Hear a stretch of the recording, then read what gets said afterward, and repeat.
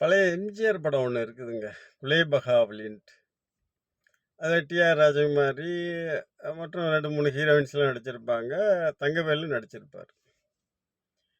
அதுல ஒரு சீன் வருங்க.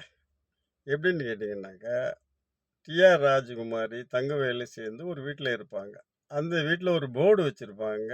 இங்க வந்து பகடை விளையாட வர்றவங்களுக்கு இந்த அழகிய கட்டிக்கலாம் அப்படின்னு சொல்லிட்டு ஒரு போர்டு வச்சிருப்பாங்க. அதுக்கு ஒரு என்ட்ரி ஃபீஸும் வச்சிருப்பாங்க. இப்ப இந்த என்ட்ரி ஃபீஸ கட்டிட்டு நெறைய பேர் இந்த பொண்ணோட அழகுல மயங்கி, நெறைய சிறு குறுநில மன்னர்கள்லாம் வந்து பகட விளையாடுவாங்க. பகட விளையாடும்போது பார்த்தீங்கன்னாக்க, இவங்க கேட்ட நம்பர் விழுந்துடுச்சுனாக்க, அந்த பொண்ண டிஆர் ராஜகுமாரிய இந்த குறுநில மன்னர் கல்யாணம் பண்ணிக்கலாம்.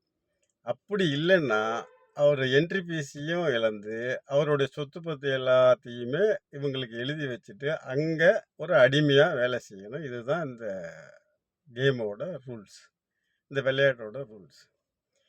இப்ப எல்லாரும் வருவாங்க. எல்லாருமே தோத்து போயிருவாங்க. எப்படி தோத்து போயிருவாங்கன்னாக்கா, அவங்க கேட்ட நம்பர் வந்து இங்க விழுந்தாலும் கூட, ஏற்கனவே தங்கவேலு வந்து ரெடி பண்ணி வச்சிருப்பாரு. அந்த நம்பர மாத்தி விட்டுருவாரு. அவர் கையில வச்சிருக்கிற விளக்க உப்புன்னு ஊதி, அணைச்சுட்டு அந்த கேப்ல வந்து மாத்தி விட்டுருவாரு.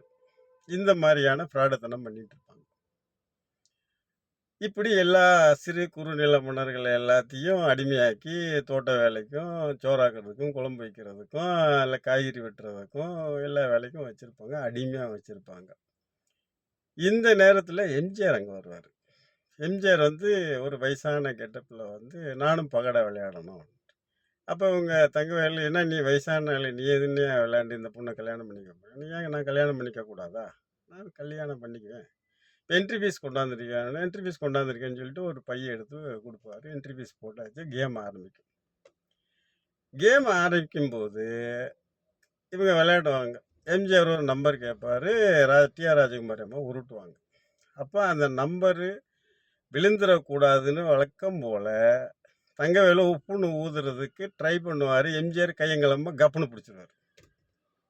இப்ப எம்ஜிஆர் கேட்ட நம்பர் விழுந்துரும். எம்ஜிஆர் கேட்ட நம்பர் விழுந்தோனே எம்ஜிஆர் ஜெயிச்சுருவாரு.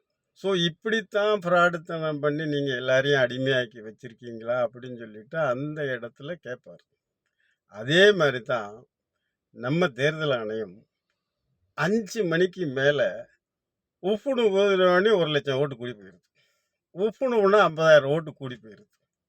இப்ப நம்ம தலைவர் ராகுல் வந்து பிரிச்சு மேய்ஞ்சு விட்டாரு. கையும் களவுமா எம்ஜிஆர் மாரி பிடிச்சிருக்கிறாருங்க. ஹாட்ஸ் அப்ங்க.